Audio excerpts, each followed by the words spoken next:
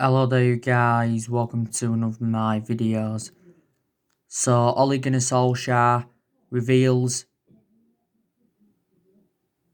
plans for Facundo Pellistri. Solsjaer has said he needs more time in the reserves before he makes his Manchester United debut. Now last month, Facundo Pellistri made his debut for the under-23s. It was against Everton and we beaten them by 2-1. Now we got Facundo Pellistri on deadline day. We paid around £9 million for him from Pennyrill and he signed a 5-year contract with the football club. I think Facundo Pellistri is going to be playing this Friday against Brighton for the under-23s. So that is the breaking news on him. Now, let me delve into some more news on Ole Gunnar Solsjaer. I have been talking a lot with you about Ole Gunnar Solsjaer recently. Now, rumours have been coming out saying that Ole Gunnar Solsjaer will be sacked if Manchester United lose to Everton on Saturday.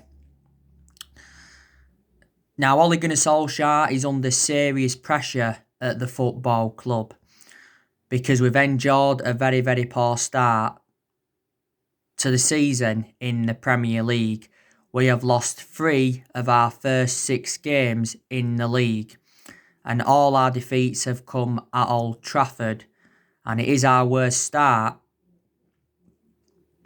at Old Trafford in 50 years. So we have not yet won a league game at Old Trafford this season. We are sitting 15th in the Premier League, so we are near the relegation zone.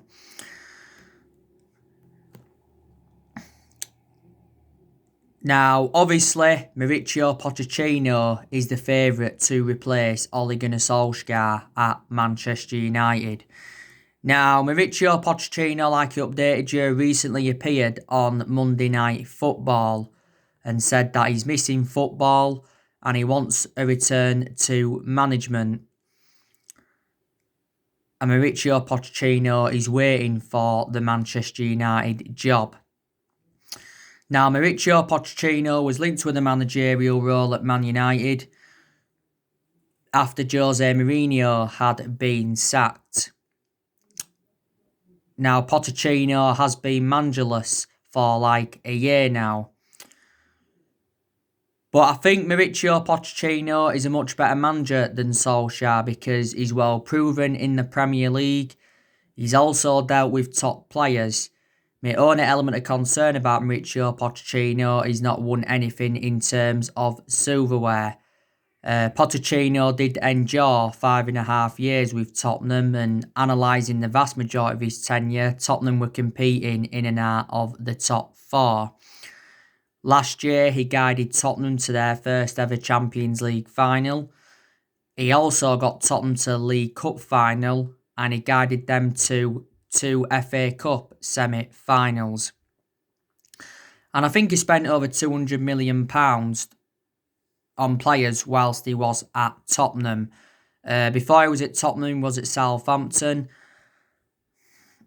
He endured a very short tenure with Southampton, but he guided Southampton to their highest ever finish in the Premier League era. And before he was at Southampton, he was at Espanyol. So he's managed 3 clubs so far in his managerial career. Now, Real Madrid, Newcastle, Barcelona have obviously been in for him before.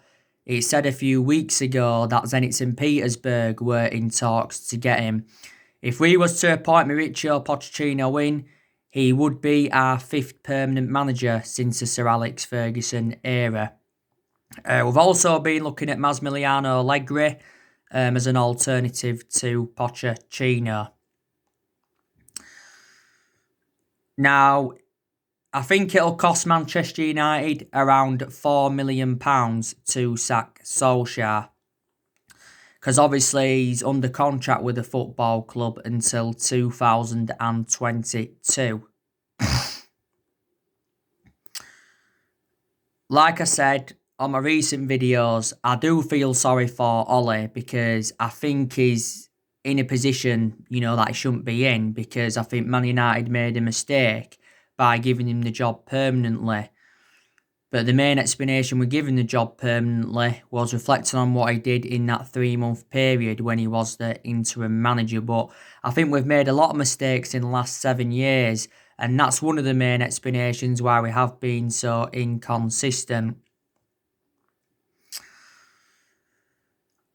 Ollie has managed 100 games for Manchester United in all competitions. He lost his 100th game against Arsenal 1-0. And that was obviously Arsenal's first win at Old Trafford in the Premier League since 2006. So that's 14 years ago now. But he's won 56 games as Man United manager in all competitions since he got appointed in. Ollie has been at the football club now for almost 2 years. I think he's been with us now just over 22 months. And he's been permanent Manchester United manager for around 19 months. Like I said to you, Ollie was a great player for the football club for 11 years. He flourished under Ferguson's guidance. But I think as a manager, I've got a total different perception as what I had as him as a player. Because he just hasn't got that proven pedigree as a manager. Manchester United is the third club in his managerial career. Before he was with us, he was at Mould. He won a few Norwegian titles with Mould. And before he was at Mould, he was at Cardiff. And he enjoyed a very, very short tenure with Cardiff. The main explanation he was sacked from Cardiff is because he ended up getting Cardiff relegated. And I've got to agree with what Roy Keane has recently been saying. I updated you on this not so long ago, didn't I? Roy Keane has been, criticising Man United and, the team and that. And he says, the players will end up costing Ole Gunnar Solsjaer his job. He said the squad is not good enough and we are lacking leaders. Now, obviously, Ole responded to what Roy Keane had said during his press conference building up to this evening's game against Istanbul Başakşehir. And Solskjaer said Roy Keane's outspoken and all of that, and he listens to, Roy Keane, but he basically said that he disagrees with him. Harry Maguire also responded to what Roy Keane had said, and Harry Maguire also doesn't agree with him. By the way, Paul Ince has recently accused the Manchester United board of panicking when appointing Ole Gunnar Solskjaer in as Manchester United manager. Now, obviously, this is Ole Gunnar Solskjaer's second full season at the football club. And I said to you, didn't I, that he had to exceed his expectations this season. I said, he's got to guide us to a top 4 finish, top 2 or top 3 if necessary, and win a trophy, because Man United's a club about challenging and winning trophies and that. We haven't won out yet in terms of silverware under Ole, and we haven't won a trophy for over 3 years. Have we? But like I said to you on my recent videos, there's still no philosophy, there's still no system. We've got poor ownership.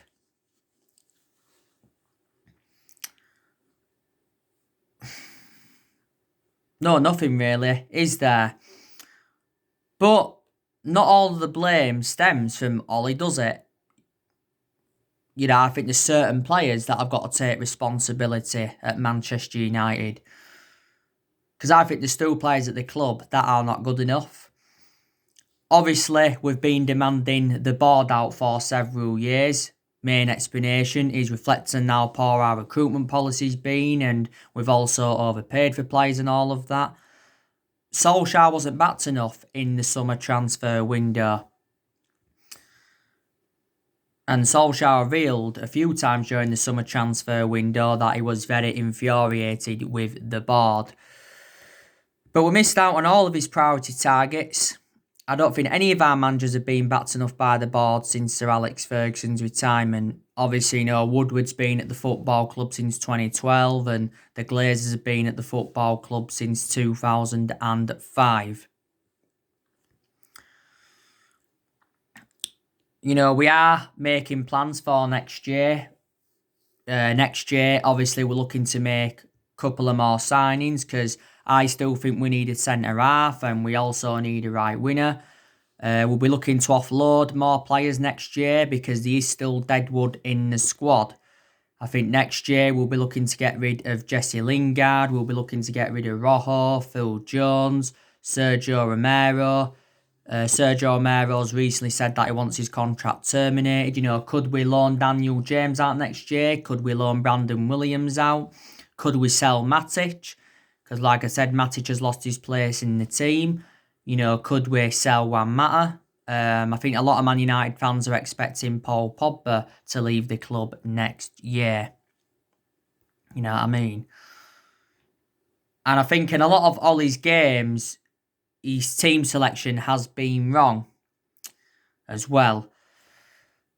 But like I've said to you before so many times, there's not all negativity regarding Ollie, is there? There is some positives to take from his tenure at Manchester United. Like I said, he showed tactical flexibility in a lot of the big games since he got appointed in, because he's obviously beaten Julian Nagelsmann, he's beaten Thomas Tuchel. Last season, he beaten Pep Guardiola 3 times. He beaten Frank Lampard 3 times, and he's beaten Jose Mourinho once as a manager. Our record against the top 6 side last season was actually good, to be fair. I also like the way that Solskjaer has promoted the youth, because the young players have been given their chances. He has made some good signings at the club. Maybe they're not all being good signings. Ollie's spent over £200 million since he became Man United manager, and he's enjoyed 4 transfer windows at the club. We've also had some good periods under him. We've seen a lot of players depart the club since he got recommended in.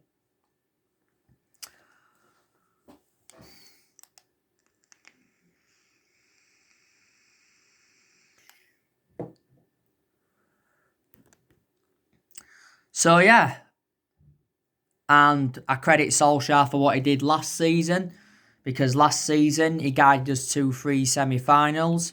He also got us qualification for the Champions League, and he got us 3rd, and that's the second highest we've finished since the Ferguson era. And last season was his first full season at the football club. At the first part of last season, though, we endured our worst start ever to a Premier League season. At that point, Ole Gunnar Solskjaer was so close to getting sacked, and now he's in the exact same position. So they are the positives you can take. I think we are at least 3 to 4, maybe even longer, years off from winning the Premier League title. We haven't won the Premier League since 2013, so we haven't won it now for over 7 years. But in the last 7 years or so, Manchester United have been playing catch-up, obviously. We've sacked, 3 managers since Ferguson retired. We sacked Moyes. He enjoyed around 8.5, 9 months at the club. He enjoyed the shortest tenure at Man United. We finished 7th under the David Moyes era, didn't we? The lowest we've finished, I think, in the Premier League era. Ferguson was at fault for ever appointing Moyes in the first place. That's the only mistake Ferguson ever made. Louis van Gaal, he got sacked after 2 years.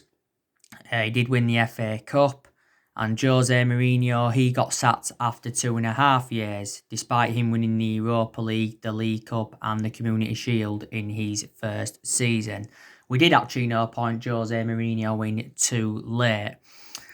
And we've brought over 30 players in since Ferguson's retirement. Obviously, like I said, under Moyes, we brought 2 players in, that were Fellaini and Mata.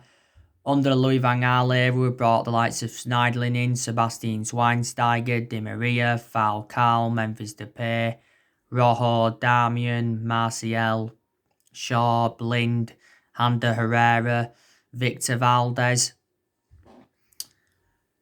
Sergio Romero. We brought a lot of players in under the Louis van Gaal era, but a lot of the players Van Gaal brought in have now left the club. There's still a few here from the Louis van Gaal era. Van Gaal, I think, also brought Martial in, yeah. And he's still here. Jose Mourinho, he recommended 11 players into the football club. The vast majority of this team is actually not Jose Mourinho, so let's put into the equation Solskjaer's inheriting a lot of players here from the Jose Mourinho era, isn't there? But we spent close to the £1 billion range on these players in the last 7 years or so people will say, reflect on the money that's been spent, we should be much more of a commanding position than we're in. And we've spent big on players in recent years. 89 million for Pogba, 75 million for Lukaku, 80 million for Harry Maguire, 52 million for Fred, 40 million for Matic, 50 million for Wan-Bissaka. And we've got players on big contracts at the football club. You've got De Gea on 350 grand a week. You've got Pogba on 290 grand a week. You've got Maguire on around, 200 odd grand a week. You've got Rashford that's on over 200 grand a week. Martial's on 200 odd grand a week. Lingard, he's on around £100,000 a week at the club and he doesn't even get in the team now. So, there you go. But like I've said to you, we haven't dominated English football since the Sir Alex Ferguson era, have we? Like I said, no manager at Man United, or no manager in general, will last as long as Ferguson did and, replicate his legacy. They won't do it. He endured, 27 years with us, won a total of 38 major honours, including 13 Premier League titles, did Alex Ferguson, didn't he? But Ferguson didn't settle in straight away because he didn't win out in his first 4 years at Manchester United. So it does take some time for some managers to settle in. Klopp didn't settle in straight away at Liverpool, but Ollie, has been at the club now nearly 2 years. And you'd have thought, things would have been better now. You know what I mean? But prior to the Arsenal game, we was unbeaten in our last 4 games in all competitions. So it's like 1 step forward, 2 steps back, isn't it? We've enjoyed a fantastic start to our Champions League campaign, haven't we? We've had back-to-back wins in the Champions League, beaten PSG and beaten RB Leipzig. So that's 6 points from 2 games. But we've got to do the exact same thing in the league as what we've been doing so far in the Champions League. I think our away form has been quite good. I don't think we've lost any away game in any competition since January, but it's our home form, I'm really, really concerned about. Because under Ferguson, Old Trafford was a fortress, wasn't it? But since then, Old Trafford hasn't been a fortress, has it?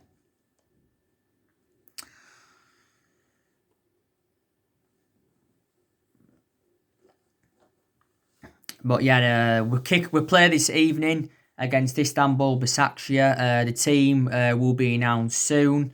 Earlier on today, I give you my starting 11 prediction for the game, didn't I? Yesterday, I give you my reaction to Ole Solskjaer's press conference. And I also give you my preview for the game.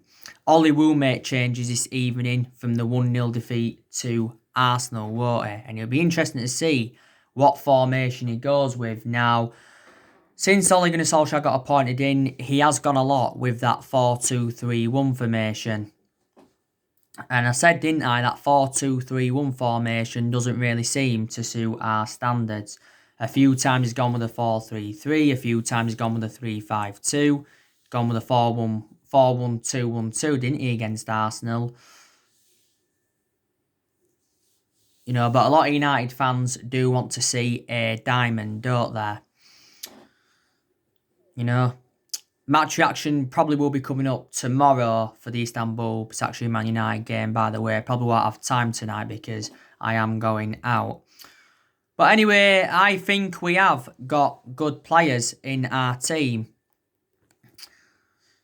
I think, Marcus Rashford is very, very good for Manchester United. Now, Rashford did score a hat-trick against RB Leipzig. He became the second Man United player to score a hat-trick as a substitute. He also scored a late winner in Paris, and that's the second time he'd done that. He weren't great, though, in the Arsenal game. He recently turned 23, did Rashford. Rashford has obviously been part of the club for several years. Rashford's been at United since the age of 7, and he's been in our senior squad since 2016. Now, I think Martial's also very, very good. Now, before he got suspended, didn't enjoy the best of starts to the season. It's good now, though, that he's back. And Anthony Martial. Obviously, last season, I thought he was very, very good under Ole. He did very, very well in his debut season under Louis van Gaal era. I think we paid £36 million for Martial, potentially rising up to 57 or 58 million based on goals and achievements. But he's endured over 5 years now at the football club, Martial. But he shouldn't have been given that 3-match suspension anyway, because he shouldn't have been sent off against Tottenham. Now, I think Edison Cavani is going to be very, very good for us, to be honest with you. So far, he's made 3 substitute appearances. Possibly could be starting this evening against Istanbul Başakşehir. That will be his first start for the club. I've already said to you that Edison Cavani will be the next Zlatan Ibrahimovic, didn't I? Obviously, we've got Edison Cavani on a 3, and he signed a 2-year contract with the club worth around 220 grand a week. And obviously, he's our new number 7 is Cavani. Mason Greenwood, I also like him. Obviously, he did start the Arsenal game. He also started the RB Leipzig game. Against Arsenal wasn't great. I don't think his attitude was that good, but he did have that great chance. It was a good save from Leno, but he did score in the Leipzig game, didn't he? And that was his first goal in the Champions League for Man United, and that was his 59th appearance for the club. Now, don't forget, we had a few issues with Mason Greenwood. Was it near the start of the season, because he was getting withdrawn from the England squad a couple of times. Solsjaer's defended Mason Greenwood, though, in recent weeks, hasn't he? And denied that his timekeeping was poor. Confirmed at the start of this season that would give Mason Greenwood the number 11 is the 4th Manchester United player to wear the number 11 shirt.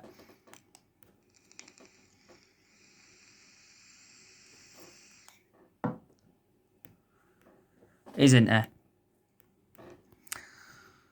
Now, I think also Bruno Fernandes is very, very good for Man United, and Bruno Fernandes has endured around 9 months at the football club.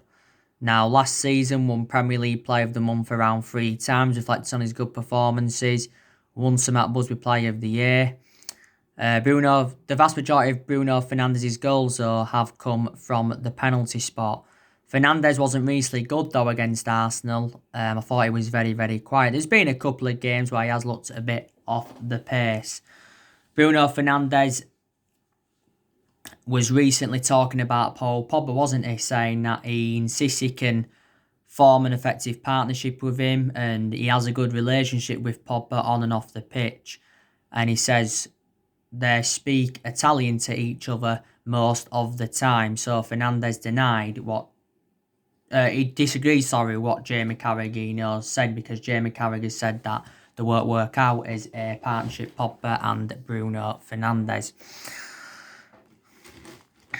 Now, Paul Pogba, he's not good enough for Manchester United. He's one of the players that I don't think is good enough, Paul Pogba. Like I said, he's had a good couple of periods at the football club, hasn't he? He did well towards the end of last season, and he did well in that 3-month period when Ole was the interim manager. Paul Pogba was the one that cost us the game against Arsenal, because he was the one that gave the penalty away. He fouled Hector Bellerin, but Paul Pogba did come out and apologise for his stupid mistake.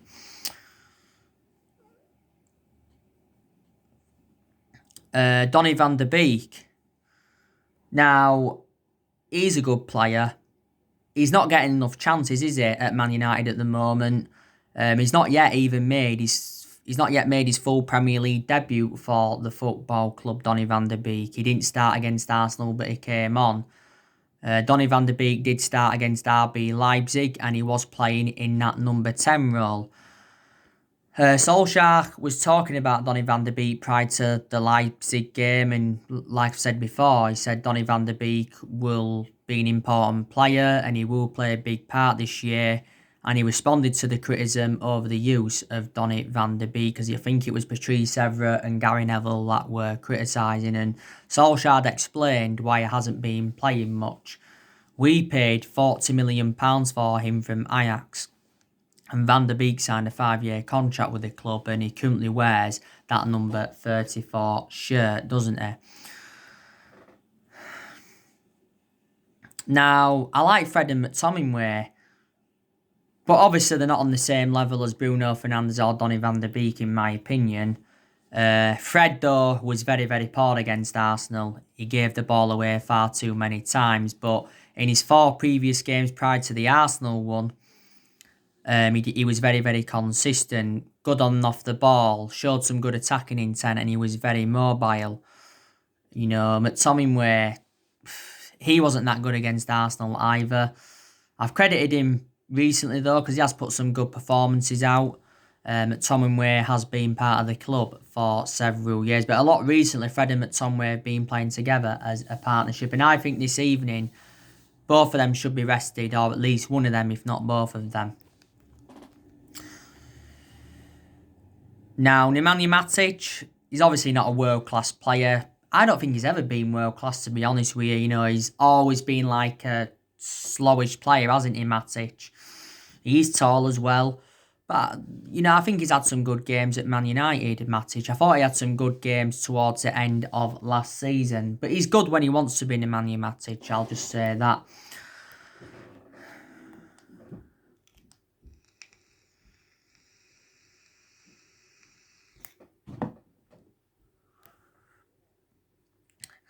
Juan Mata, now, I think he's also very, very good for Manchester United. You know, he's played a few games this season, you know, played in both our Carabao Cup games against Brighton and Luton. And he got man the match for both of them games. He played in the Newcastle game, didn't he? And I think he played in the Chelsea game as well, Juan Mata. Juan Mata has enjoyed a good 6 years or so now at Manchester United, hasn't he? Scored 50 goals for us in all competitions. Don't forget, a few weeks ago, he rejected an £18 million a year contract offer to play in Saudi Arabia. Juan Mata now has lost that yard of pace. You know, he is the age of, 31, 32? Now, I know that he's in his early 30s. Now, I think, you know, David De Gea has recently rejuvenated himself, and going to give him a lot of credit because he's made some good saves recently. And I've already said that David De Gea will remain our number 1 this season. Dean Henderson, I think he'll be our number 1 at some point, but not for this season, obviously. But I think now Dean Henderson would be reliable enough to become our number 1 goalkeeper. In Dean Henderson's last 2 games, he's kept, obviously, you know, 2 clean sheets. I think Luke Shaw's pretty good. My only element of concern about Luke Shaw is that he's injury prone. Harry Maguire, good and bad. You know, he can have some good games and he can also have some bad games. Credit Harry Maguire, though, he's recently rejuvenated himself because he did have early season troubles. Harry Maguire is our captain. Wan-Bissaka, he's good as well. He's impressed me, Wan-Bissaka, lately. He really, really has. You know, showed some good attacking intent, and defensively he's been good. So yeah, there you go. So there's good players in our squad. There really, really is. I think the players that aren't that good is Daniel James. I don't think he's that good for us now. Jesse Lingard doesn't get in the team now, but when he was playing, you know, he wasn't that good, was he? Rojo hasn't been that good for us, but there again, he's never really established himself as a first team regular.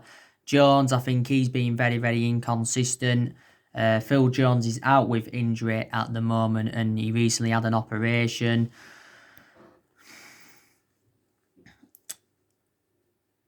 Brandon Williams was good last season, wasn't he? But obviously he's not getting in the team now a lot. Paul Pogba's not that good, like I've already mentioned. So yeah. Odin Igalo, I think he's going to be leaving the club in January when his loan expires. You know, could he be involved in this evening's game? He's not yet played in the Champions League for Man United, has he? As Igalo. So yeah, so that's everything to update you today, guys. Drop your comments, like, explore on the channel. If you do, consider subscribe as always, and take care. God bless. See you all again very, very soon.